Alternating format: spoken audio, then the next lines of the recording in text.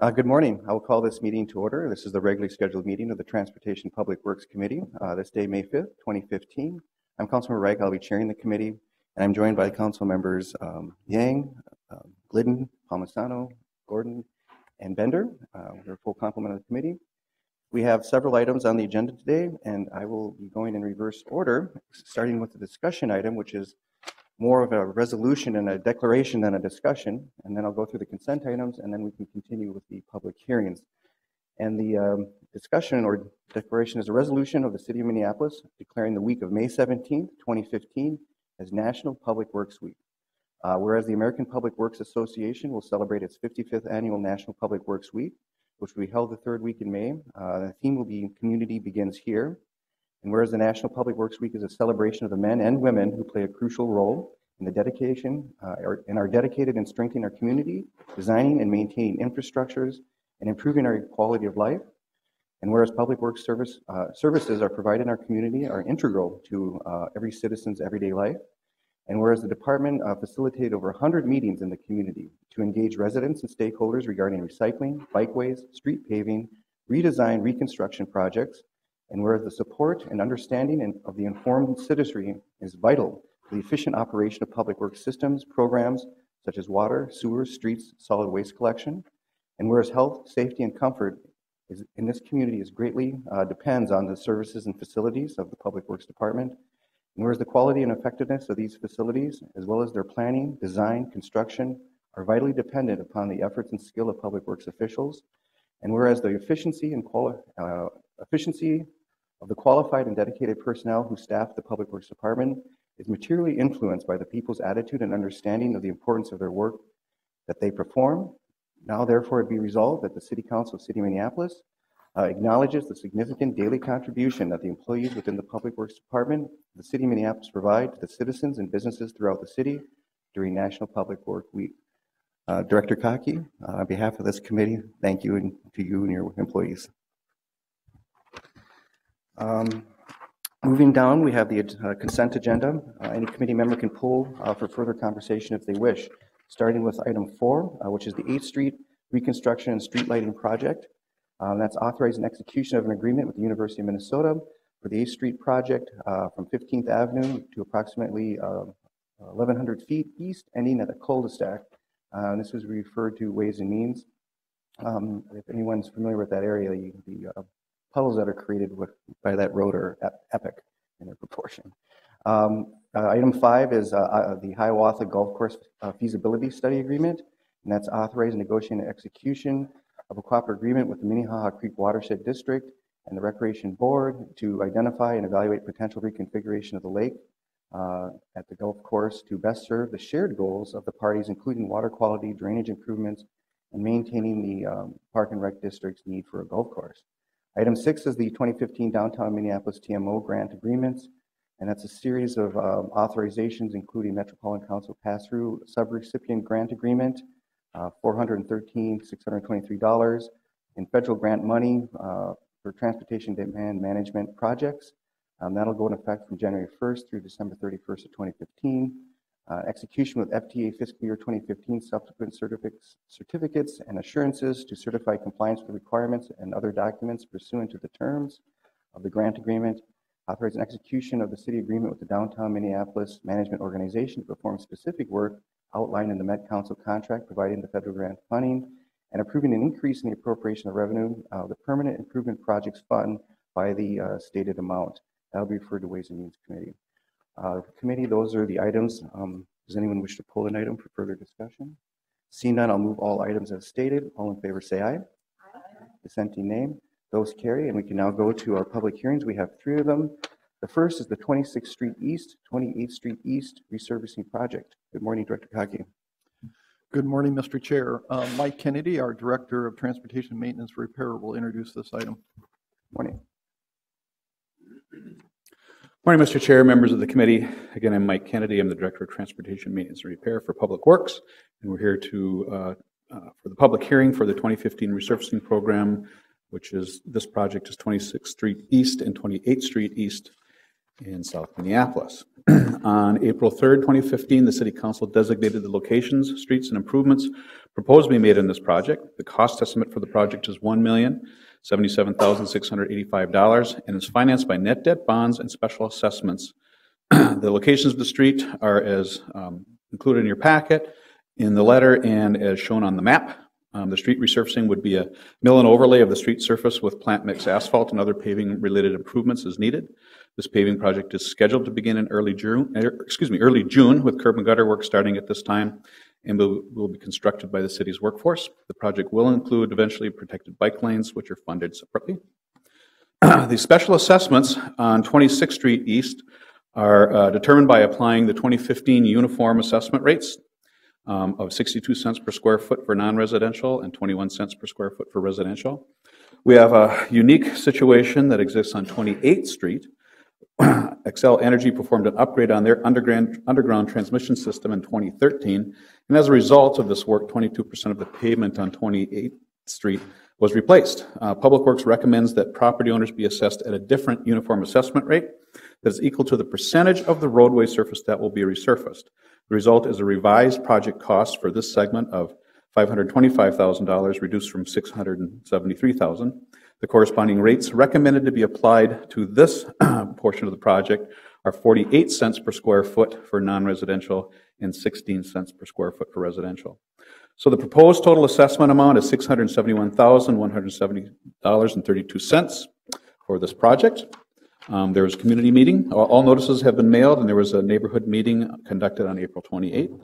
So therefore, our recommendation this morning is to pass a resolution ordering the city engineer to proceed and do the work and adopt special assessments in the amount of $671,170.32 for this project, and pass a resolution requesting the Board of Estimate and Taxation to authorize the city to issue and sell assessment bonds in the amount of $671,175 for this project. That concludes my presentation. If there's questions, I can take those. Otherwise, Any questions for the presentation? Councilmember Bender. Thank you, Mr. Chair. I don't want to belabor this, but the public meetings included the whole portion of 26th and 28th Street from Hennepin. So the portion in the 10th Ward, and a lot of my constituents participated in those meetings. So the resurfacing project never did include that area, but could you just talk about since the design work did, when that part of the project might be funded? Again, since so many of my constituents attended those community meetings. Mr. Chair, Councilmember Bender, we only had one community meeting related to the assessments for this project. The rest of those were all probably more related to the bikeway project, the project as a whole, and the bicycle facility installation is part of those. So I can have other staff members address your question if you'd like. Mr. Chair, Councilmember Bender, perhaps I can try to answer that question for you. Yes, during the entire planning process of this, a lot of discussions that we had with the community, and it was along the entire corridor of 26th and 28th, all the way, I think, over towards Hennepin. And a lot of that discussion was about really the bicycle facility in that entire corridor. This particular project, though, is on the eastern portion of the corridor. I think your question about when would be some opportunities for improvements in bike facility on what I call the western portion of the corridor, and that, I know we do not have that dollars identified specifically. However, in our capital program, we do have a program called Protected Bikeways, and we would include this project as part of that program. So we do not have it identified in a particular year yet, but depending on how the budget gets approved this next year, there may be some opportunities to fit it into the 5-year plan. Okay, any other questions? Seeing none, thank you, Mr. Kennedy, and we will open the public hearing. We do have some people who signed in. I'll take those in turn, and then if anyone else wishes to sign in on this item, please do so, and we will I'll allow you to have time to speak at the podium. So I'll begin with the first person who signed in, which is Carol Pass, and please come forward, state your name and address for the record. Hi, thanks for letting me speak today. My name is Carol Pass. I live on 2536 18th Avenue South. I'm the chair of East Phillips. It's one of the main places where the thoroughfare runs through. My My concern is, for one thing, this is during the day, and this assessment falls heavily on our residents, and they can't be here today. I don't like to always be the one to represent them, but the fact is that this is scheduled when it is, makes it difficult for them. But first of all, I want to call attention to the fact that the people living right where this part goes through, who will be assessed for the taxes, are quite poor. Some of them own their own homes, but I have to tell you, I know right now of people that have been taxed out of their homes, even if they didn't even have to pay any more mortgage payments. They've lost their home to taxes. This is alarming to me. We have a tiny homeowner base that really profits from having their own place. So that's the kind of community. There's about some families of four. I'd say the average family of four makes about $20,000 a year. This is serious for us, very serious for us. So that's who's there. But who's going through here? Huge trucks, great big trucks, diesels going to here and there, food trucks. Everybody that crosses town goes down these two streets. So they need to be repaved more often. And these people many of them don't have cars, and they really don't use this in the same way. So we feel that they're paying a use tax that they don't really gain anything by. Their homes are not increased in value by having this done. They're actually decreased because more traffic will be going down there. They gain nothing. And I know you could say they haven't had a hearing here, so that they haven't been represented in this taxation. That's true, but I feel even if this is parceled out as it is now, I'm hearing many comments about equity. This term is bounced around everywhere, and I think that it's a money issue before it's less an organization and participation issue than it is a financial issue. They're not here today. They can't participate because they all work. I'm here speaking for the about 5,000 people in my neighborhood and the people in Midtown and et cetera, all the way down the line. I see none of them here. They can't be here because of when the meeting is scheduled. They do not want to be, frankly, assessed at all. This is not to their advantage. It doesn't assist them. It goes by their house. It brings huge trucks. It's being worn out by people that have to go from east to west and west to east very quickly, and this is the road they take.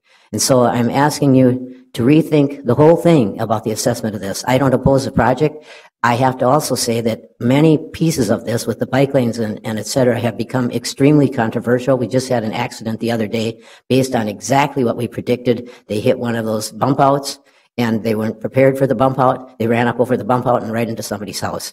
This really needs to be looked at. That's another issue. But this one I'm speaking to is the assessment. I would suggest that you don't assess these people at all. They gain nothing. They shouldn't have to be assessed, and they've been unable to be here. Thank you. Thank you. Next on the list is Brad Pass. If you can come forward, state your name and address for the record.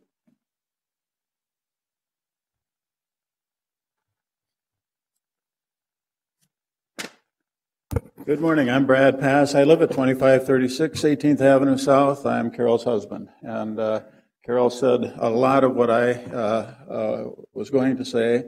But in this age of equity with quotation marks around it, there is no equity in charging the poorest people in this city to expedite traffic, heavy traffic, commuter traffic, industrial traffic through their neighborhood.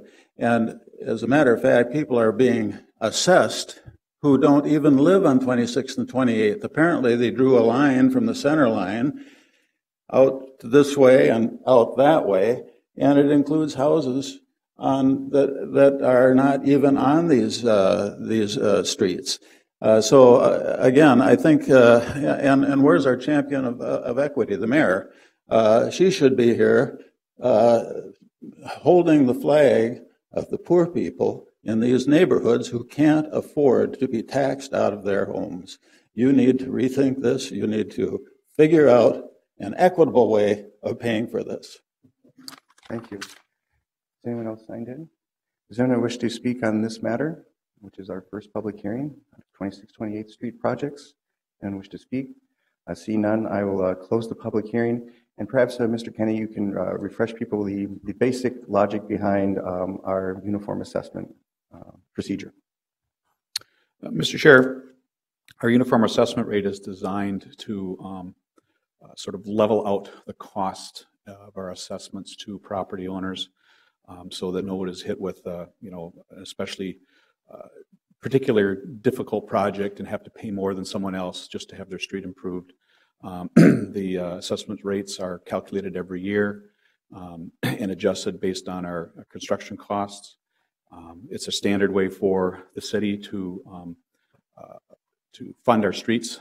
This is a combination of net debt bonds and assessments. We're at about 60% or so, 67% of the cost will be assessed to the property owners. The rest is paid for by net debt bonds. Net debt bonds are, come from the debt services covered by general property taxes. So a broader piece of the public pays for that as well.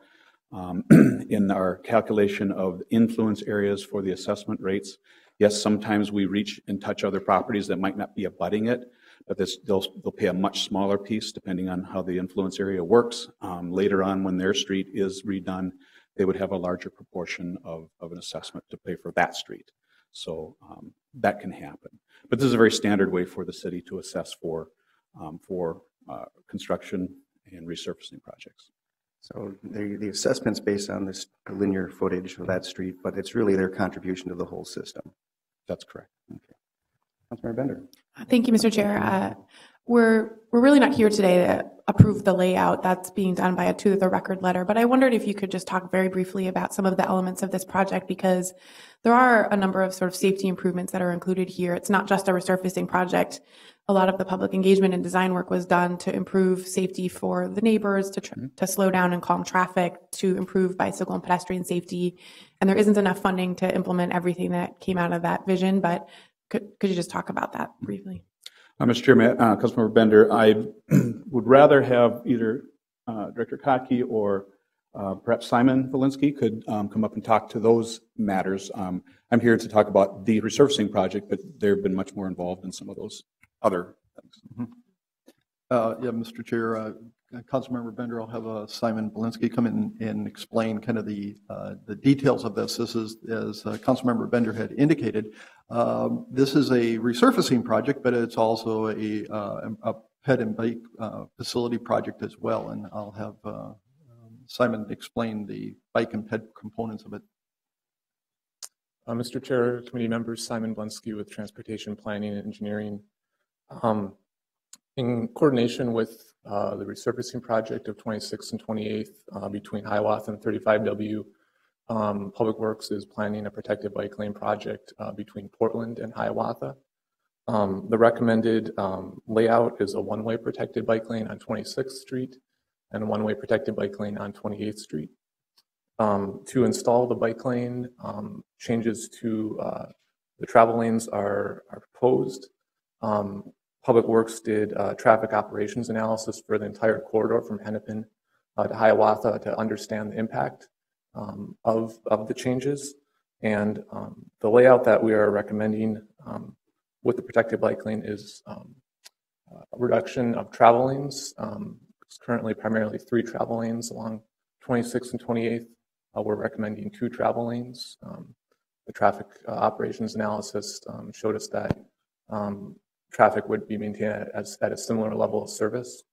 There's a few exceptions to the corridor. On 26th Street between 10th and Portland, we're recommending 3 lanes during the afternoon peak hour based on what the traffic operations analysis found. And I'll say the 2 that we're also still working between Cedar and Hiawatha with some of the East Phillips residents because that section of 26th and 28th is a 2-way, it's not 1-way. So we're still working on a refined design there.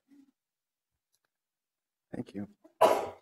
Thank you, Mr. Chair. I think this is actually a great example of a resurfacing project that is being used to really maximize the funds that are going into our resurfacing program to get this additional safety improvements. So I really appreciate that. Thank you. Councilmember Yang. Thank you, Mr. Chair. If I can ask some questions of Mr. Kennedy. Mr. Kennedy, with regards to this project, in terms of the assessments for the properties along those 2 corridors, let's just use 26th Street just because it's not getting a modification. But in terms of like a household, typical household, let's say a corner household that is supposed to pay an assessment, how much are they getting assessed? Do you know a figure off the top of your head? Mr. Chair, Councilmember Yang, I don't know those numbers off the top of my head. Okay.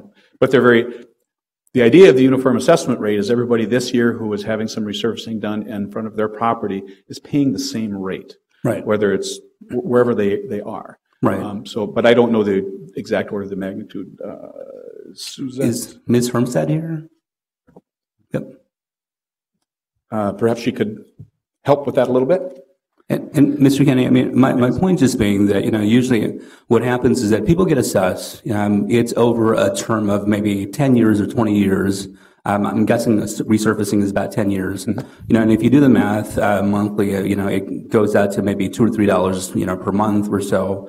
I mean, to anybody who's a taxpayer, I mean, it's onerous, but, to the extent in which, it's $2 or $3 a month, I mean, it's not as bad as, maybe people make it feel. I do want to just say, Mr. Chair, if I can comment on this, for the most part, I mean, we've had these complaints many a times with regards to assessments. I mean, nobody's ever happy with street assessments. Just, for resurfacing or mill and overlay, I mean, it's probably less bad than full reconstruction of a street, but for the most part, I mean, nobody's ever happy with it. And, I definitely hear the concerns with regards to the poor having to pay, I mean, it feels like more just because, and I think that's the part that is concerning to me is that, we've had several projects on the north side in Ward 5 specifically. And, I mean, I've heard folks say the same things. And, I mean, we look at, street repairs, street assessments, and we see this as something that's fair all across the city. Everybody gets to be assessed the same way. I mean, whether it's in Southwest or whether it's in North Minneapolis or Northeast or anywhere else. And, I imagine, I mean, if folks want to talk about how we change this and make it different, we probably will have to tax people more just, off the top so that we can take care of all of these different things. And so, I mean, that's a different conversation altogether. But certainly the important part is that, this assessment isn't about taxing the poor more or taxing the rich less or any of that stuff. I mean, it's more so just about, having good streets and, everybody uses the streets. Yes, I mean, people can make the argument that, trucks use them more or they, put more of a burden on the streets and other things. I mean, that's up to people as to what they think. But for the most part, I mean, my point being that, if you do the math on the months that people have to pay, it's not so bad. It's still bad, but it's not so bad. And that, our public works folks do the best they can to make things a little bit better for folks. I do have to say, I mean, with the modifications to 28th Street East, this is pretty substantial. This is pretty significant because what tends to happen is that Public Works tends not to do this at the start, and then people get to appeal, and then it certainly happens that way. But I mean, I want to thank Public Works for actually making this modification before just presenting this to us like this. So I appreciate that. And Mr. Kennedy, so can you? I mean, typically speaking, I mean, if you average it out over months, I mean, basically the cost is probably anywhere from like $2 to $4, right? Depending on Mr. Chair, Councilmember Yang, I think it's more than that. Okay. We're probably talking in the thousands of dollars for a typical lot for resurfacing. These can be spread out up to 5 years. And so, I don't know, $1,000 divided by 5 times 24. Somebody can do the math, but it's can be hundreds of dollars in a tax year per year. So, and perhaps Suzette could give us a little bit better idea for these two particular projects. A little bit difficult because, as you said, 28th was reduced. They're seeing a little bit of savings there, was reduced because of the Excel project, but we might be able to give a rough idea of what we're talking about. Any further questions or commentary? Councilmember Gordon. I just had one comment that I want to make sure people are aware that there is a deferment application that people can apply for if it's a homesteaded property owned by a person 65 years of age or older, or retired by virtue of a permanent or total disability, and the council has to approve those applications. So the people who spoke, if they know of individuals who might fit that along this corridor, if you could let them know there's a chance to defer that payment, that might be beneficial. Any further conversation? Any questions? Seeing none, we have the item before us as described in the presentation. I will move it as presented. Any further discussion? Seeing none, all in favor say aye. Dissenting nay, and that carries. We'll now move to our public hearing number 2. And that is the Minnehaha Avenue Street Reconstruction Project from 26th Street East to 24th Street East. Mr. Chair, Yes. Beverly Wormkopf from our Transportation Planning and Engineering Division will introduce this item. Very good. Good morning. Good morning, Mr. Chair, council members. This is the public hearing for the Minnehaha Reconstruction Project from 26th Street East to 24th Street East. It's project number 6754. It's a reconstruction project that includes new pavement, sub-base improvements if necessary, the replacement of curb, gutter, sidewalk, storm drain inlets, pedestrian ramps, and a new signal at 24th Street. Assessments were determined using the influence zone area method at a rate of $2.46 per square foot for non-residential rate, and this is the rate that was set in the December 2014 for the 2015 reconstruction projects. There are no residential properties along this corridor. Our total estimated cost for this project is $2.9 million. It's funded through net debt bonds, municipal state aid, water and stormwater revenue, and $764,807.45 worth of assessments. We've had 3 stakeholder meetings on this project, including one last Monday with our property owners to discuss the assessments. So I'd be happy to take any questions. Any questions per the presentation? Councilmember Yang? We have no questions per the present. No problem. I will open the public hearing, and this is a public hearing, item 2, Minnehaha Avenue Street Reconstruction Project. As described, I do have one person who signed in. It's Omer Waco, if I got that correct. Please come forward, state your name and address for the record. Thank you. Good morning, council members. My name is Omar Wako. I'm representing Tawfiq Islamic Center, which is located on 2400 Minnehaha Avenue. Ours is a community-based religious organization which serves the Oromo community and other Ethiopian community. As to the project, as to the proposed project, we don't have any objection. Of course, we are happy to have it. But our problem is, ours is a very small organization, which based for its income 100% on the donation we get from our community, which is very small amount. Our yearly budget is about 120K. And out of this, you have only 2 employees. They work full-time, but paid only half-time. Most of our work is done by volunteers. Because of that, we are unable to pay the amount put on us, about 82K. So we would like you to consider this. Thank you. Thank you. Anyone else who signed in, does anyone wish to come forward and speak? Anyone wish to come forward and speak on this item? Seeing none, I will close the public hearing. Is there any questions or commentary from the committee? Seeing none, I'll move the item as described by staff. All in favor, say aye. Dissenting nay. Thank you very much. And now we have our last item of the day, and it's our final public hearing. And this is the public hearing for the Nicollet Mall Street Reconstruction Project. Mr. Chair, Don Elwood, who's our Director of Transportation Planning and Engineering, will introduce this item. Good morning.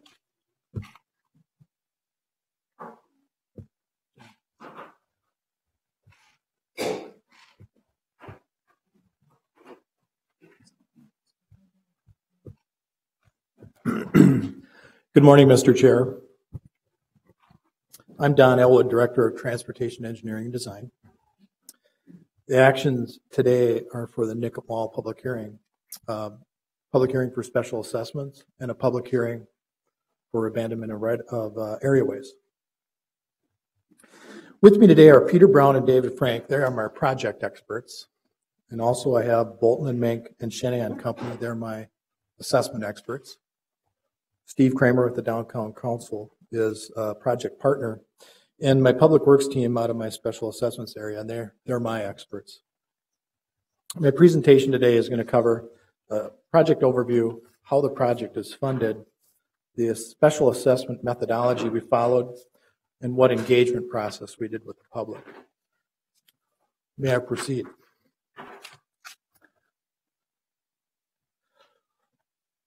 The proposed project is a complete reconstruction of Nicollet Mall from Grant to Washington. The project will include full removal of existing roadway.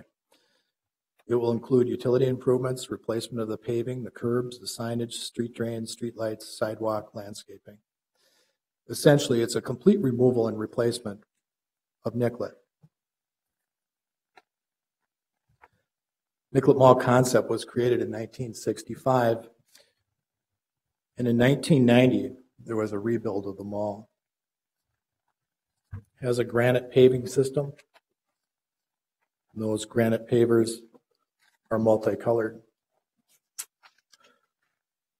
They're very slippery. The granite heaves in places. Granite is cracked. It's difficult to repair, and it's a tripping hazard. The deterioration has reduced the overall aesthetics of the mall. The City of Minneapolis and the Minneapolis Downtown Council are working with James Corner Field Operations to ensure a redesign and reconstruction of a first-class Nicollet in downtown Minneapolis.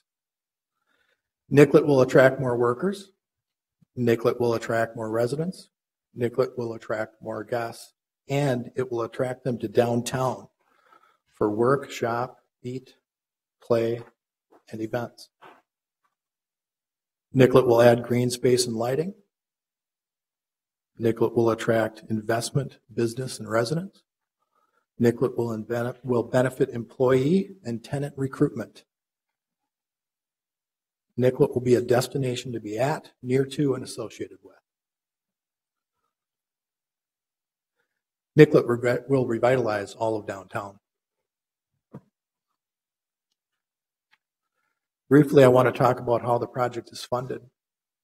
The reconstruction of Nicollet is estimated at $50 million. There's a state grant of $21.5 million, city funds of $3.5 million, and a special assessments for $25 million. I'd like to speak about how the assessments were calculated. The nature of the Nicollet Mall project improvements is such that the benefits have a broad reach throughout the downtown area. The city's standard street paving uniform assessment rate, or UAR, was applied to the land area within the street influence zone.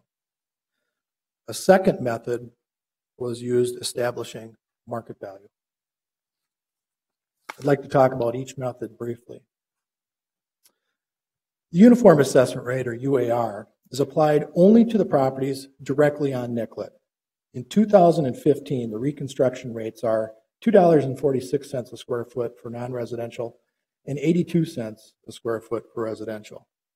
All street reconstruction projects in the city have this uniform rate applied to them. The rate is established each year and applied uniformly across all properties and projects in the city. This method determines the influence area for the abutting parcel, and then the established rate is applied to each square foot in that influence zone. The rate multiplied by the square foot results in the uniform assessment rate for that project parcel. The second method is market value. It's applied to all properties in the shaded map that I show up on the screen, including those parcels that are receiving the roadway uniform assessment rate. The individual property assessments utilizing the market value method were calculated by Shanahan Company. Shanahan is a business and real estate valuation company. Shanahan was hired to independently and uniformly calculate the special assessments for the properties that receive a benefit from the Nicollet Mall project. Some of these benefits are improved mobility and access, aesthetics, character and vitality, destination, tenant and employee recruitment, economic enhancement, and expanded visitorship. The special benefits were used to create a map to identify the geographic areas that benefit from the project, and 4 tiers were created. There's a red zone, which is nearest to Nicollet. Yellow zone is the next tier out. And then there are two green zones, a green east and a green west. Within each tier, we identified 8 property types. Those would be office, hotel, retail, parking, industrial, institutional, residential, and land that's not used for parking. Not all properties and locations benefit the same. The benefit decreases the further away you are from the mall, and the benefit decreases as the intensity of the use lessens from office to land. Shanahan determined a benefit rate for each property type within each tier. So there are a total of 32 rates. The process uses the assessor's estimated market value. This market value takes into account such factors as land area, building density, building age, its condition, its size, its quality and use. By using the assessor's market value, the assessment calculation is uniform and equitable. Now, the assessments are the total and not the annual, and based on some of the meetings I went to, there was some question about that. What's on your assessment notice is your total assessment, not your annual amount. And at some of our meetings, we went through some specific examples, and I have that up on a slide here. So, for example, an office building in the red tier. If the assessor's market value is $10 million, you take that 10 million times that rate on this matrix, this one here. The total assessment is $58,275. That assessment's payable over 20 years. That would equal a $2,913 annual payment. Example number 2 is a parking lot in the yellow tier. And if the assessor's market value is $5 million, multiply that by that yellow tier and that use of parking, and you'd have a total assessment of $15,488 over 20 years, $774 a year. And lastly, the example we had was a residential property in the green area, green east or green west, it's the same. $250,000 market value with the assessor times that rate would be a total assessment of $210 over 20 years. That'd be $10.50 a year. And again, I wanted to be clear that in the assessment notice, that's the total assessment, not the annual amount. We conducted some public meetings about the assessments. There was 4 at-large meetings, which was a longer version of what I gave today, as well as discussion about the assessment methodology. First one was on January 28th. There was actually 2. One was at New Century Theater. The other was at the Central Library. And then again on January 29th, we had one at Thrivent and one at Westminster Church. More recently, after the notices of assessment went out on April 29th, I conducted an all-day open house at the Central Library from 8 a.m. until 7 p.m. During that time, I gave 4 presentations, again, a slightly longer version of what you've just seen. We took comments, we answered questions. We walked through the project and walked through this very same assessment methodology. So in summary, Mr. Chair, I've provided just a brief overview of the project, some of the benefits of the project, described our assessment methodology, we talked a little bit about our outreach, how it was conducted. That concludes my presentation. Thank you. Are there any questions per the presentation? Seeing none, I will open the public hearing. Thank you. And I will go in order. There's several people who have signed up. I will start with person number 1, which is Toby Brill. Please come forward, state your name and address for the record. And I would just suggest that because we have the volume of people in commentary, if you heard someone make your comment, you can just occur with that comment and not duplicate conversation as much as possible. Thank you. And good morning, Councilmember Fry. Glad to see you here.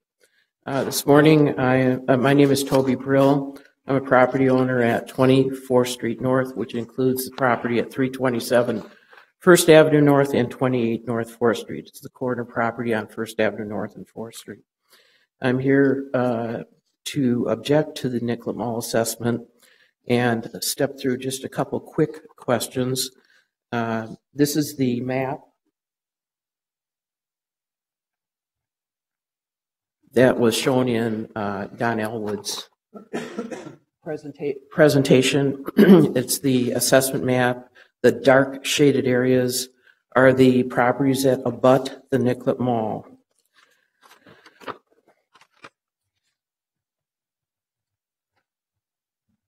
This is the standard downtown improvement district map from their website, which reflects the tier charges for the properties that are assessed, have been assessed since 2008.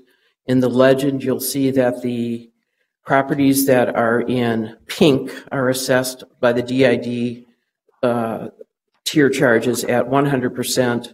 Blue properties are assessed at 50%, and properties in yellow are assessed at 25%.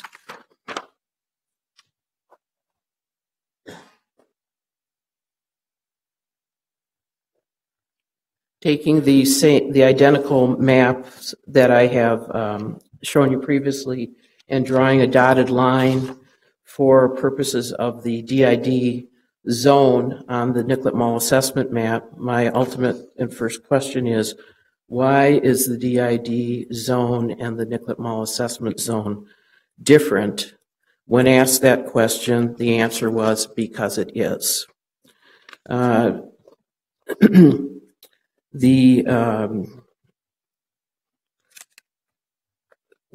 The reason I'm asking about, commenting about the DID zone is once the champagne is uncorked and the Nicollet Mall is ready to traverse, the DID will be responsible for the maintenance of the mall, and therefore the question is, why is the DID zone and tier rates different from the Nicollet Mall zone, since the influence area is effectively the same in the central business district of downtown Minneapolis? Adding to that question, and perhaps the even more important financial question is, if someone's DID rate will go on in perpetuity and their assessment for the Nicollet Mall may be paid in over 1 year or over 20 years, someone who has an assessment of $5,000 from the Nicollet Mall might be able to defer that over amortize that over a 20-year period of time, but their DID rate might be $5,000 a year. So when you impact your businesses and your residences in that fashion, I think it calls for additional scrutiny. And I was very surprised to hear that the map that shows, which this dotted line map shows, of why the Nicollet Mall assessment map and the DID zone map are not the same. There was no answer to that question. So therefore, at the hearings which Mr. Elwood conducted, in which I attended both sessions, the most recent one was, I believe, last week, the question was raised not once but 4 times: who has put pen to paper to calculate or forecast the DID tier charges and the short-term as well as long-term rate that the property owners and residences will pay on an ongoing basis, assuming the DID still continues on, or whatever maintenance group is assigned the task. When you ask a question of simple accounting like that and you have no answer, it really begs for a re-look at what's going on here. Just to make sure you understand the accounting term, short term generally means 6 months, but could mean a year. Long term would be for in excess of that period of time. The DID charges are an annual charge at this juncture. What will they look like once you pop the champagne? I've asked in advance of this hearing how the hierarchy, which Mr. Elwood showed in his slides, tiers retail in the upper third of the hierarchy as opposed to further down next to surface vacant land. With Sandmar Corporation opening a 500,000 square foot distribution facility in Shakopee and Amazon breaking ground for a 22-acre distribution facility in Shakopee, the level of disintermediation to retailers, no matter who you are, whether you're the Oval Room or you're selling at CVS, is substantial. Today, FedEx, UPS, DHL, and the U.S. Post Office are nothing more than carryout boys for bounty towels and hordes of things that are sold by normal retailers. I appreciate your commentary to date. I think there's some specific questions that are very project specific. I know Mr. Elwood, at the conclusion of our public hearing, will address some of those issues that are most germane to the decision before us. Thank you. And you've taken way more than 2 minutes. I can barely understand you, Chair. Thank you for your commentary. We have to move along. Well, I have 2 more requests. Make them quick. Okay. I'm requesting that any property that has a historic designation of 25,000 square feet, not GBA or less, be given a reduced rate of assessment, that the stadium property be included, which you can see is excluded from this assessment zone, and that there be a serious cost reduction and cost containment for this project so that we are not using or exceeding $50 million, that we are reducing our cost of this entire project. And if that means that the landscaping is cost shifted to the properties along Nicollet Mall, so be it. But $50 million for this project and the assessment methodology right now is burdensome, and we're requesting relief from that. Thank you. Thank you. Next in line, we have Roger Reyna. Please come forward, state your name and address for the record. And we will be using the timer from here on in. Mr. Chair, City Council, members, my name is Roger Reyna. I live at 15 South First Street, Apartment A, 1419, which is the River Towers, and I've lived there nearly 40 years. I've gone through a few of the Nicollet Mall renovations, and I support the project as it is stated. I've also had my business downtown Minneapolis for over 22 years. We all benefit from the Nicollet Mall, and the Nicollet Mall needs to be reworked, reconstructed. It has, and it's showing its wear and tear. So I encourage that this project and the special assessment be approved as presented. And just a little add-on, there's been so much talk about assessments, and that the statement that I received is my total cost would be $234 total, and if it's spread out over 20 years, it's about $12 to $13 a year. So it's a minor expense for the homeowners that live so close to the Nicollet Mall and really take a lot of advantages from the Nicollet Mall. Thank you. Thank you. Next, we have Kurt Glazer. Come forward and state your address for the record. Good morning. I represent the Basilica of St. Mary on Hennepin Avenue. I'll try to make it quick. You have my written objections. I'll speak to 2 of those points only. The primary is we speak also on behalf of other nonprofits that are benefiting from this project. We love the project. The question isn't whether the assessments are equitable, but whether they are constitutionally appropriate when it comes to nonprofits. Nonprofits normally have to pay special assessments, but the theory behind that was really that nonprofits, even though we have a constitutional tax exemption, we pay special assessments for the basic necessities of living in a city, roadways, sewers, those types of things. What's unprecedented about this project and what makes it great, frankly, is that it has so many other features. But those amenities really do cross the line into what is constitutionally permissible when you're talking about taxation against nonprofits. Asking a nonprofit to pay for art features or fireplaces or bocce courts, those things are what we consider to be discretionary items that really do not fit within the flavor of what the Supreme Court says nonprofits should have to pay.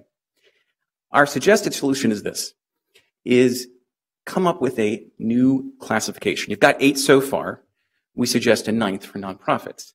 One where it is a lower rate, which accounts for the fact that there's these discretionary items that constitutionally nonprofits shouldn't have to pay for. Frankly, we're suggesting 50%, and that is arbitrary. Your staff has been wonderful in working with us and chatting with us. But right now, the early nature of the project, it hasn't been fully designed. Contracts haven't been bid. We can't tell you exactly what that number should be. So one of my requests is to table this question with respect to nonprofits. So we can study, frankly, the city can study it further so that we can figure out exactly what those design features will be, what they will cost. In the alternative, we do believe a 50% rate then, if that's just simply not tenable because of the nature of the project, timing, those types of things, the city consider that. I think you'll have letters of objection from other nonprofits, including the University of St. Thomas and some of the other churches. So I think that what we share, and we've kind of emailed and chatted as a group before coming here today, we share in that sentiment is we think this is a great project. We want to pay our fair share. The reason why nonprofits exist with the tax exemption is to do work that, and frankly, supports what the city does, is that $1 that we pay for a special assessment might be $1 we could pay for towards shoes for someone who is homeless. I also would then speak to an alternative argument just that happens to frankly work on behalf of the Basilica. We did study the downtown map. We do share in the same arguments as the last speaker about inclusion of the stadium and the Wells Fargo Towers. As far as the map goes, you can see the Basilica of St. Mary is the furthest east property in this entire project. And frankly, Loring Park is not included in the project. In our opinion, it derives special benefits simply from its proximity. So we would suggest either that you exclude, remove the Basilica from the map, or consider another green zone on that end of Hennepin Avenue. Thank you. We get the ask. Thank you. Next, we will address questions both project and legal at the conclusion. Tom Fletcher, come forward, state your name and address for the record.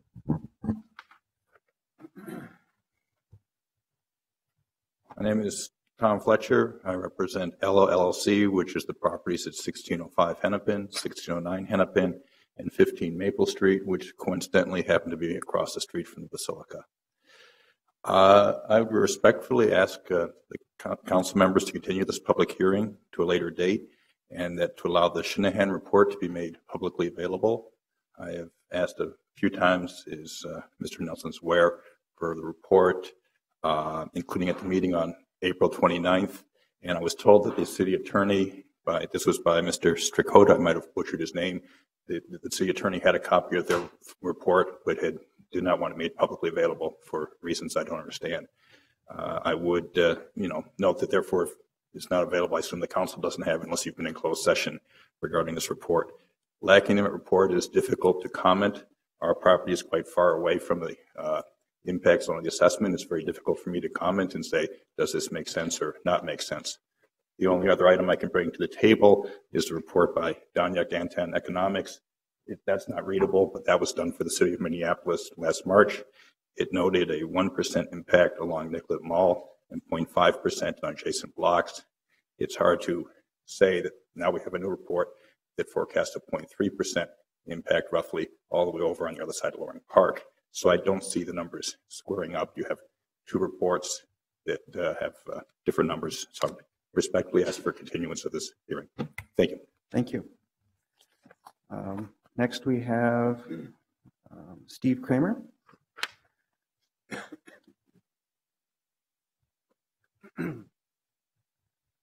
Good morning. Thank you, Mr. Chairman. Committee members, my name is Steve Kramer. I'm the president and CEO of the Minneapolis Downtown Council. This is the third version of the Nicollet Mall, and I think it's fair to say the impetus for this version was the council's 2025 intersections plan, which called for Nicollet Mall as a must-see destination as one of our 10 goals. And since that plan was published, we've been working hand in glove with the city on this project, both to select the James Corner Field Operations crew to do the design. 4 of our members serve on the implementation committee that oversee the project. We worked very closely together during the last legislative session to achieve a $21.5 million state investment. Worked very closely on the design that Don Elwood showed you to make sure there's strong business input into that design. And then we've been following closely this assessment plan. I want to say I honor the concerns that have already been expressed and will continue to be expressed about the assessment. As many of you have already said, it's never the most pleasant thing to have an additional tax. But I do want to say that I think this assessment plan is fair and balanced. I think it's very sophisticated. I was around here the last time the mall was done in the late 80s, and this plan is dramatically more nuanced and more reflective of the complexities of our downtown real estate market, constructed by, I think, by consent by the individuals who have the deepest knowledge of that downtown market, Shanahan. And it's also important to note that 50% of this cost is being paid by non-assessment sources. That's the highest that it's ever been. Again, when the mall was last done, that percentage borne by downtown property owners was about 85%, and now it's half of that. Plus, the amount of value downtown has dramatically increased over the intervening years. I think we're kind of trying to get $25 million or $26 million against about a $7 or $8 billion value. Again, any tax is a challenge, but in terms of balance or perspective, I think that's important to keep in mind. Bottom line is, we think the economic benefit of this project will be substantial to everyone downtown. We think it's a key aspect of continuing the vitality that we've seen in downtown Minneapolis, which is a positive thing for everybody. So we stand here in support of the plan. And I'd also say, Mr. Chairman, and members with my DID hat on, we're closely involved with the design team in trying to make material selection and design modifications and details that will make this an efficient mall to design or to maintain. I'll be happy to address those questions down the road if that's appropriate in this hearing. Thank you. Thank you for your comments. Moving down, we have Kevin Lewis. Please come forward and state your address for the record. Good morning. I'm Kevin Lewis. I'm the Executive Director of BOMA, the Building Owners and Managers Association of Greater Minneapolis. I have a number of our board members, President and Vice President here as well in the audience. From the onset, our owners, management companies, et cetera, that represent the vast majority of the commercial office space in the Minneapolis area understands the importance of a vital downtown Minneapolis and the Nicollet Mall. Therefore, we have been involved in some of the suggestions on the design phase, and also knowing at the end of the day that it'll help us attract more tenants into our member buildings. We've been incredible partners with the city of Minneapolis in funding not only the first, second, as Steve mentioned, but now looking at the third version of the Nicollet Mall. In fact, as Steve pointed out, the commercial office buildings were primarily the #1 contributor to the actual funding for the Nicollet Mall. Percentage-wise, it's less, but it's still the same dollar amount. We were very forward in advocating at the Capitol to secure the bonds to go towards the Nicollet Mall. So BOMA has been here then and now for this particular project. It's also, as stated, that the funding for the DID, which is a very important element for our tenants, is something that comes primarily from our commercial office buildings. This new model, this new assessment does incorporate all levels of property managers, which pleases us. Don't forget, it's the tenants of all of our commercial buildings that ultimately pay for the assessment. We need to make sure that we keep that in the forefront. We have been involved with the Nicollet Mall Implementation Committee and put together our own advisory group so we could stay engaged with this full process.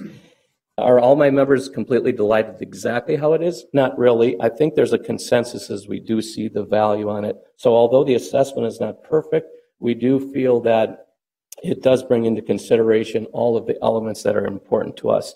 And as a closing, I would like to just ask if there could be just a clarification on the $26,200,000 that is in the actual resolution versus the $25 million, which is the half. I think it's been covered, but I think it would behoove us if we could have just a reminder as to where that number comes from versus the $25 million. We'll address that in conclusion. Great, thank you. Moving down, we have John Luke, I believe. Please come forward and state your name for the record. Good morning, Mr. Chair. My name is John Luke, and I'm representing the owners of the parcel located on 1001 Marquette Avenue. I do want to say that they're not opposed to the project or to the repairs of Nicollet Mall at all, and we see the value of that.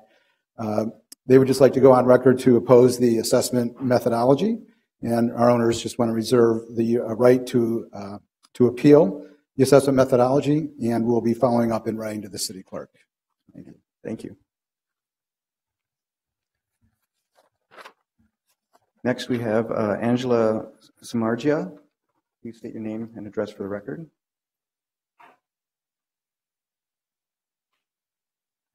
Good morning, Mr. Chair, council members. My name is Angela Samardzija, and I represent the owner of CW Inc., who owns the office building at 200 3rd Avenue North. Right here is Nicollet Mall. The office building is located right there. It's actually in the North Loop of Minneapolis. I also represent Best Price Properties, who owns the surface lot right behind there. And CW Inc. also owns 45 parking stalls on the other side of the railroad tracks. And all three of these properties are being assessed. And we do object to the assessment, as this area is considered the North Loop of Minneapolis. It is not downtown.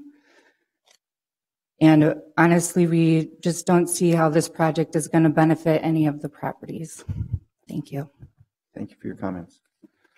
Next, we have Patrick Melody. Please come forward, state your name and address for the record.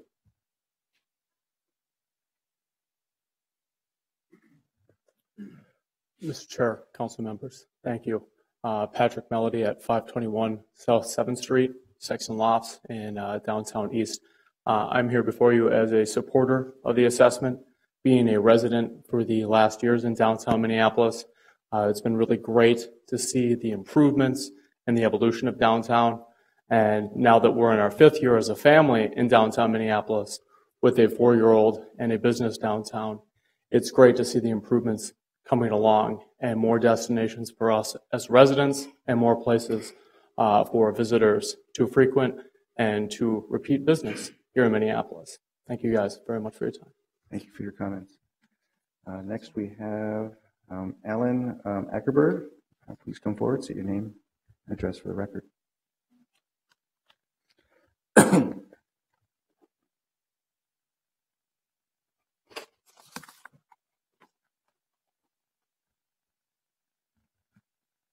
Mr. Chairman, members of the committee, my name is Alan Ackerberg. Good morning.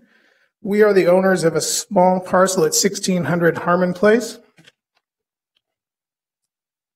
located on the north side of Loring Park. And as some of the other speakers mentioned, being on the north side of Loring Park, we are about a half a mile any way you want to get to Nicollet Mall.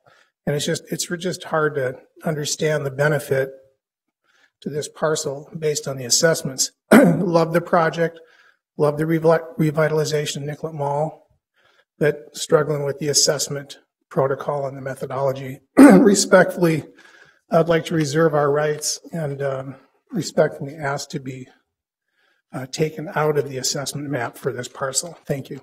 Okay. Thank you for your comments. Next, we have Al Swintek.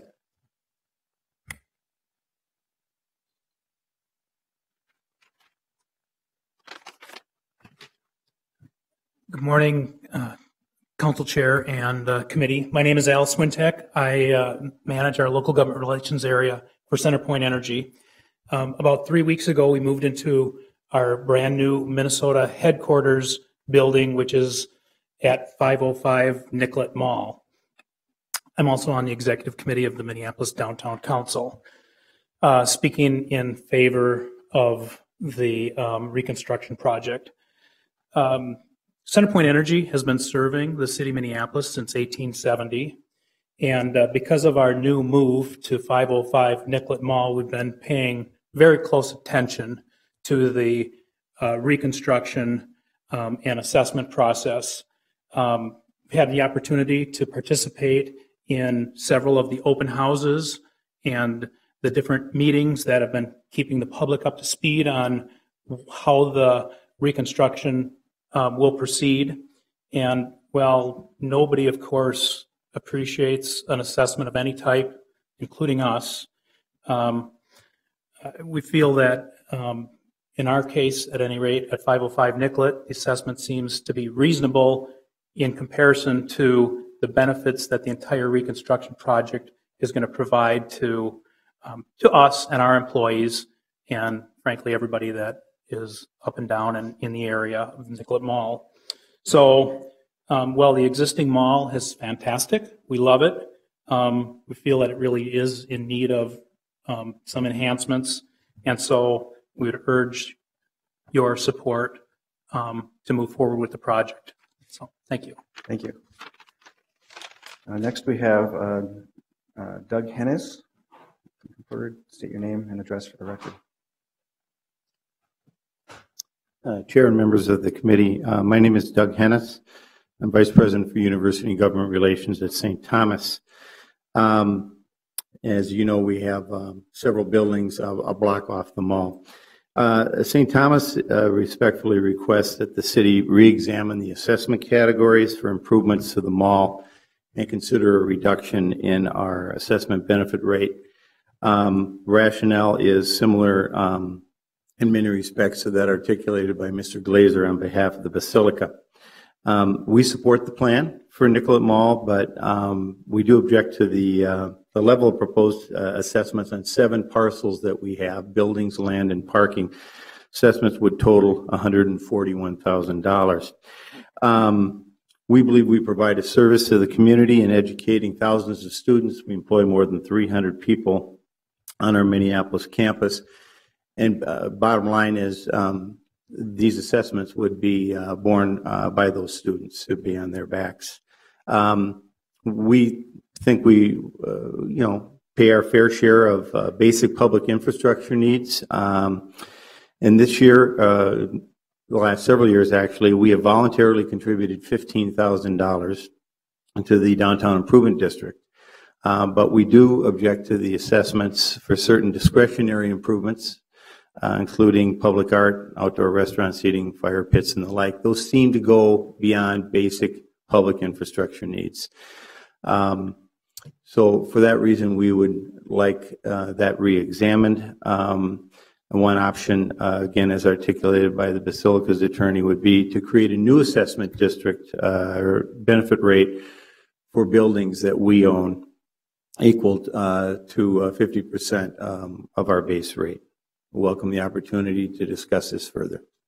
Thank you. Thanks for your comments. Next, we have Colin Barr.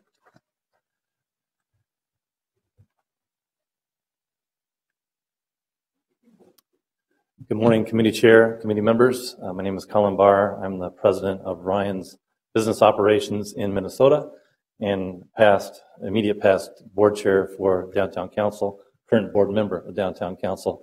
It's okay. I would like to read a letter from our friends at Target Corporation. They provided to Downtown Council leadership in support of this project today. It's addressed to Council Chair Reich. It's from Thad Hellman, the director of Target Corporation Government Affairs. It says, I'm writing on behalf of Target to express our support for the Nicollet Mall reconstruction project plan. Target is proud to be headquartered in downtown Minneapolis and applauds the city for its proposed investment and reinvestment in Nicollet Mall. In partnerships with Minneapolis Downtown Council, Target provided feedback throughout the design process and the assessment and reconstruction plans. Target supports the proposed investment and sees the redevelopment of Nicollet Mall as an integral and important to the vitality of downtown Minneapolis. Nicollet Mall is Target's international headquarters and business address and is critically important to our team members, guests, and business overall. Target is proud of our presence in Minneapolis and support of the local economy and communities where we're located. Our commitment to the city of Minneapolis includes 5 stores, various office locations, and over 9,000 Target team members.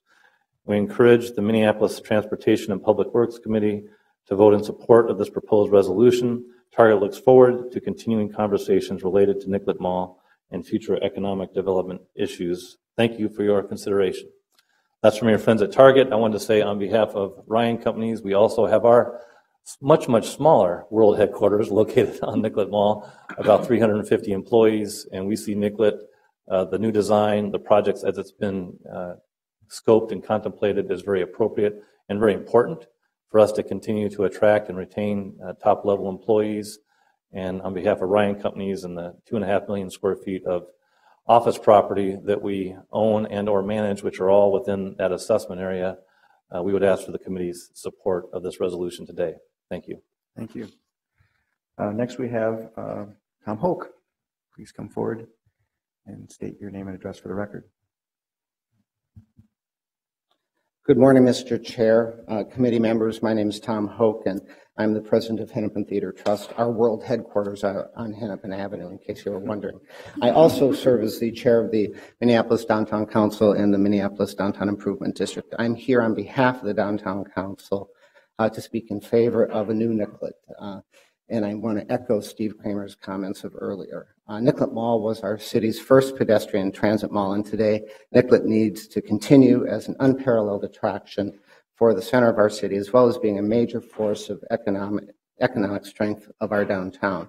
If we want to be a truly 24/7 city, a city that attracts and retains thousands of people to live, work, and play here, we must make the investments that will position our downtown as more appealing, more walkable, more engaging, and more livable. Our reborn Nicollet will create the linkage among housing, parks, offices, culture, and entertainment that will attract and retain those who will animate our city. I urge you to adopt the resolution in front of you today. Thank you. Thank you for your comments. Moving down our list, we have Daniel Fine. Please come forward, state your name and address for the record. Good morning, Chair. Good morning, council members. I'm here representing the Hotel Minneapolis and the Westin Minneapolis. We are sister properties, both same management company, two different ownerships. We're not opposed to the development of Nicollet Mall. We were opposed to the assessment and only just recently finding out about the assessment due to some transitions of ownership. So first representation I have is from Nick Jetty, which has already been submitted, and I believe you received an email saying it was accepted. Just a short letter from him. The owner CHSP Minneapolis LLC, located at 401 2nd Avenue South, Minneapolis. Doing business as the Hotel Minneapolis, we are formally objecting to the proposed assessment to be used that funds the Nicollet Mall reconstruction project. We do not feel we have received enough information as to how the project will benefit the local lodging industry and specifically the Hotel Minneapolis. Given our location several blocks from the core of Nicollet Mall, we feel that many other property owners will directly benefit from the investment significantly more than the Hotel Minneapolis. We're looking forward to discussing the project and proposed assessment in greater detail. He's also requesting a copy of the assessment be placed online or at least emailed out so he can assess it. He's based out of Chicago. My ownership, equally, similar letter, just saying I'd like to have more information in regards to the project. I'm not opposed to the development of it, just of how the assessment was fine. He does agree with the DID plan, not necessarily the Nicollet Mall plan for the assessment. Thank you for your comments. We also now have Don Grant. Please come. Yes. Please come forward, state your name and address for the record. Good morning. I'm Don Grant from St. Olaf Catholic Church. Thank you for being here, Mr. Chairman, committee members. I did submit a letter on behalf of St. Olaf Catholic Church. We have been in downtown Minneapolis since 1941. The Nicollet Mall project looks fantastic. But we're a nonprofit. And our building, the church building, houses our ministries. We own the property next door, which is the Exodus residence, which houses 80 to 90 transitional housing people. And we have a park on the corner, which we already pay for by ourselves. We did get an award from the city, though, which was nice. So we think that the nonprofit rate could be looked at, could be created, and lowered, because the money we have, some of which does derive from visitors coming to Minneapolis, which is why I think the mall is a good idea. The visitors come. We rely heavily on outside people to support the ministries and the mission of St. Olaf. Thank you. Thank you. Any further people on our list? Does anyone wish to come forward who didn't sign in? Please come forward, state your name and address for the record. Good morning. My name is Ann Willett, and I represent WCCO TV at 90 South 11th Street on the corner of 11th and Nicollet Mall. I want to say that we support the project. We think it's a beautiful project, and we're looking forward to it. and don't inherently object to the methodology of the assessment. However, we would like to reserve our right to appeal our assessment for two factors until such time as we can determine what the property type was used to determine our calculation. We would like to reserve our right to appeal. And also, CBS Tax is currently in the midst of doing an appeal on our assessor's value of our property. So that may also affect our assessment and that rate. So thank you. Thank you for your comments. Anyone else wish to come forward, make some testimony, commentary? Anyone wish to come forward? Seeing no one indicating they want to come forward, I will close the public hearing. We are joined, of course, by the very involved council members, Councilmember Goodman, who represents the area, and also Councilmember Fry. And we have several questions that need to be addressed based on the commentary, a couple of which I think had a legal component. And so maybe before Mr. Elwood comes forward and talks more, maybe Ms. Hennessy can comment on the legal applicability of the assessments, particularly the nonprofit question.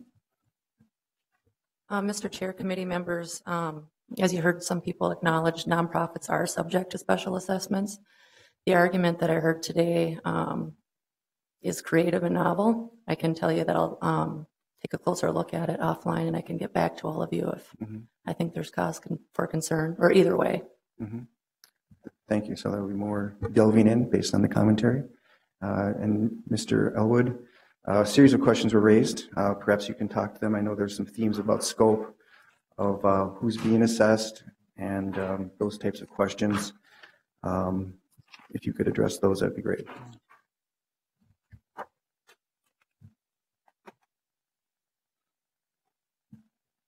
And I think one of the leading questions also was, why is this different than the DID map and that sort of thing?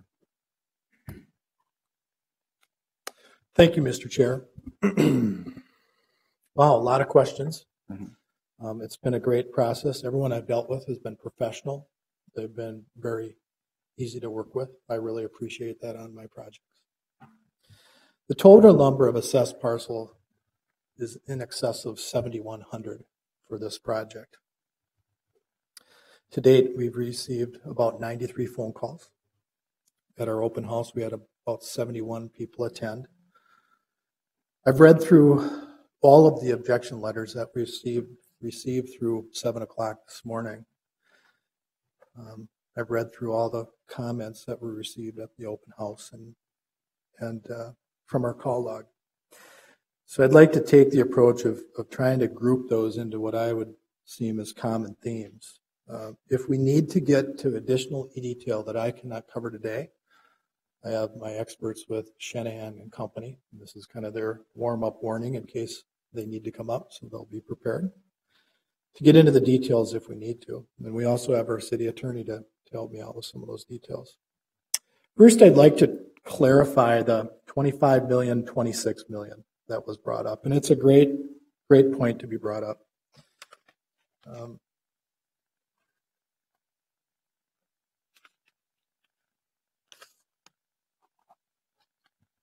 The intent of the project is to recover 25 million in special assessments. That's what we've said all along, and that's what I intend to do.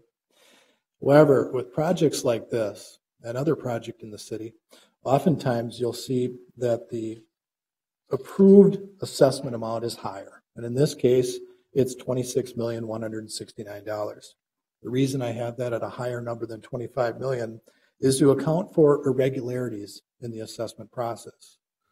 The last speaker talked about one of those irregularities, which is I'm currently talking to the city assessor to appeal my assessed value from January 2014. That needs to work through its process. And when that appeal gets done, there's now a new evaluation for that property that I then must apply to this assessment methodology.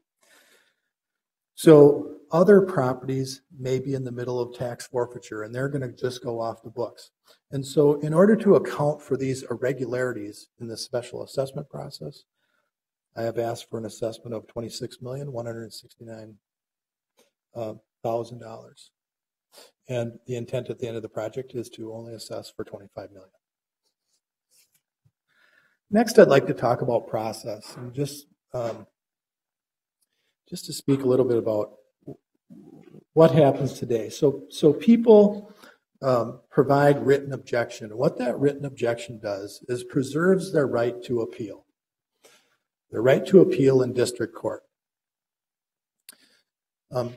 If this project is approved today and ultimately approved by City Council, within 30 days after it's published in Finance and Commerce, people who are objecting and wish to appeal this project in district court can do that.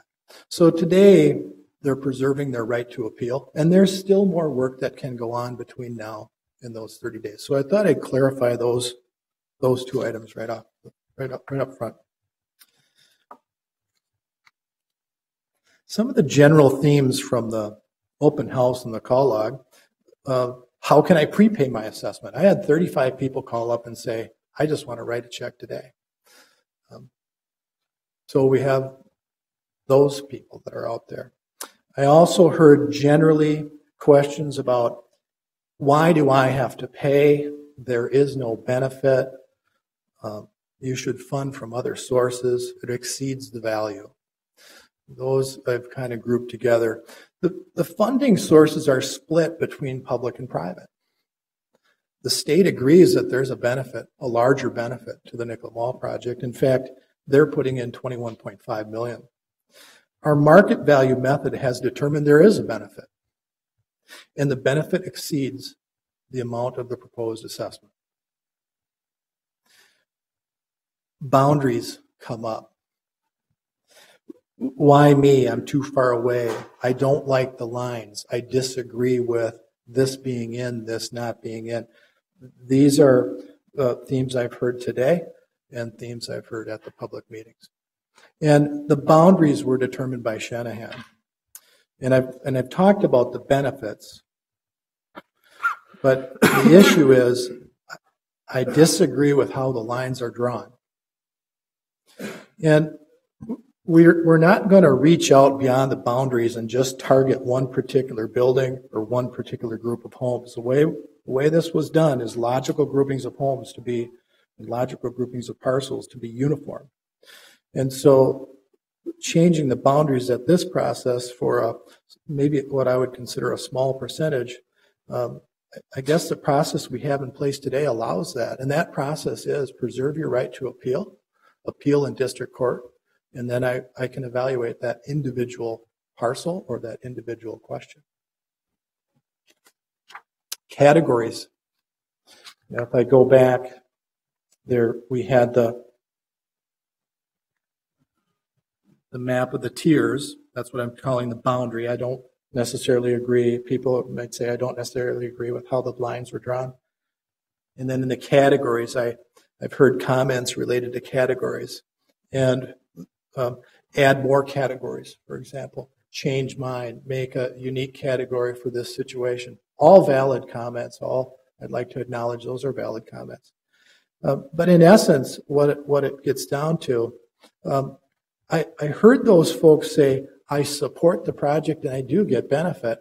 I just want a different category. And they may not even agree with the percent applied to a particular category. These are common themes that I've heard. And similar to the boundary discussion, a small percentage have asked about modifications to the boundaries. Changing categories for a select few ultimately moves us away from uniform. The process we have today can address that. Challenge today, preserve your right to appeal, and then appeal that. Appeal those categories if you disagree. Another question was raised about the DID map, and well phrased. Many folks brought up the DID map doesn't match the assessment boundaries.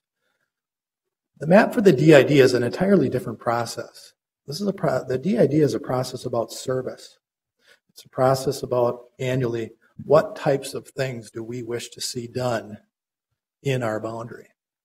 And so that's a process that is a whole separate governance process about which services we'd like to see. The boundaries drawn by Shanahan are benefit and benefit to a capital project. The processes are different.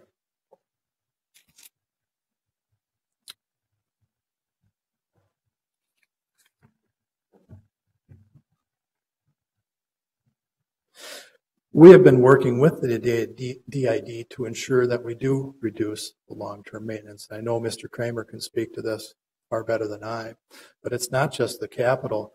It's also, they're on the design team looking at, from an operational perspective, what changes we can make to actually reduce costs in the future. And that could be where water connections are for doing some of the work that we've asked them to do. So there's also many benefits that I see as cost reduction. Steve Kramer can probably talk to that a little better. And again, there was a question about should I create another category for historic or for institution? And again, that gets back to my category comment. Lastly, there was a comment made about a report at the open house. And I was there at that, and Bob Sirkota did make that statement. I talked to him afterwards. He said, well, there's not truly a report. There's documents that show the methodology that we used to arrive at the assessments. I'm not sure if I've covered all of the questions. Did I miss any? That was the main set of themes as you clustered them. If there are any questions that still linger with committee members, certainly can feel free to ask. Councilmember Fry, I know you're here. You want to make any commentary? Thank you, Mr. Chair. Yes, I would. I don't think I have any questions at the moment, Mr. Elwood, but I would like to comment generally on the project as a whole. First, I'd like to take the opportunity and perhaps just to reiterate to my colleagues, I know they've heard this before, that while downtown residents and downtown businesses do receive substantial benefits throughout the city, they also pay for those benefits in 15 or 20 different ways. I mean, they're paying property taxes through the wazoo. They are paying DID assessments in some cases. There's condo fees. The value of their properties have respectively gone up substantially. So yes, they most definitely are paying, but I think it's important to also look at this individual project and how it's funded and who's paying for it. This is a $50 million in total investment in our city, $25 million of which comes from a combination of the city and the state. And we're very appreciative of that funding. The other $25 million comes in the form of assessments. And when you normally do assessments, it is charged directly and in almost total to the adjacent property owners. However, this is an instance where the impact far exceeds the immediately adjacent property owners. So the question was, how exactly do we break it down? In this case, so we have this overarching goal of bringing more people to the city and specifically more residential population to downtown. So we really did try hard to minimize the impact to residences as much as possible. And in this case, we kept it to approximately 4% of total cost. So I understand the frustration of the residents, but it is kept to approximately 4% of total cost. So next you look at, where the district is and where the district isn't. I've heard countless people say that they value the project. They understand that it will have a substantial benefit to the city. They just don't like the mechanism of paying for it. The reality is that's always the case. We could draw this district 25 different ways and there will still be somebody that's upset. So I understand the work, a lot of work that went into drawing these districts and determining exactly where these assessments took place. And then finally, I'll just comment briefly on the overarching benefit to the city here. This last weekend, I went to New York City to visit my family, and I had the opportunity to go and check out the High Line. And the High Line is the same exact designers we're using in the Nicollet Mall, which is James Cornerfield. And the number one tourist attraction in New York City right now is not the Empire State Building. It's not the Statue of Liberty. It's not the Freedom Tower. It's the High Line. By a long shot, like it's not even close.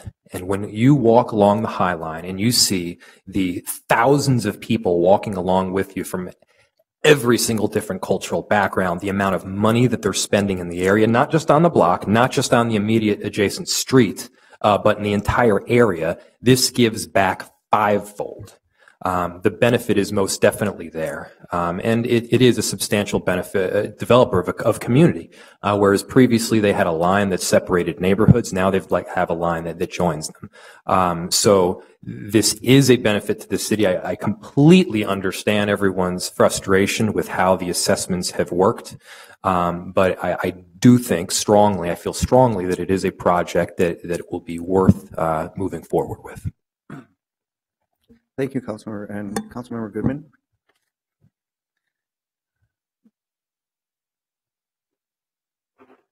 Mr. Chair, members of the committee, I'm here today in support of the Nicollet Mall assessments, and I just want to speak a little bit to it. In my long tenure on the City Council, I have seen many assessment processes happen, as have many of you on the committee. I first want to just take an opportunity to thank Don Elwood for the amazing work that he has done. When he came into public service, I doubt he thought he would be working on projects like this, and I think he's handled it with great integrity and grace, and I appreciate his work on it, as well as our very large and significant project team that also includes a number of private sector members of the community, including our friends at BOMA and the Downtown Council. The reason I think that this is a good methodology and actually better than almost anything we've seen in the past is that people who don't live in the city of Minneapolis are paying for it through state bond funds. This has been noted, but it hasn't really been kind of understood that people who pay their taxes to the state of Minnesota donated $21.5 million for this project because the state felt that Nicollet Mall and Minneapolis in general is the economic engine for the city, for the state. Then I'll note that $3.5 million came from all of your constituents. The city made a general fund contribution of $3.5 million. That means people living on the north side in Councilmember Yang's ward and people living in far southwest Minneapolis and people in Councilmember Gordon's ward all around the city benefit from Nicollet Mall being a strong place for people to live, work, and play, and they paid as well. So you have the combination of people from the state paying, people from the city itself paying, then people who are most directly affected. I do want to note not one person who operates a business or building on the mall itself complained about the fact that they're being assessed twice. First with the uniform rate that they're being asked to pay, and then with the general rate on top of that.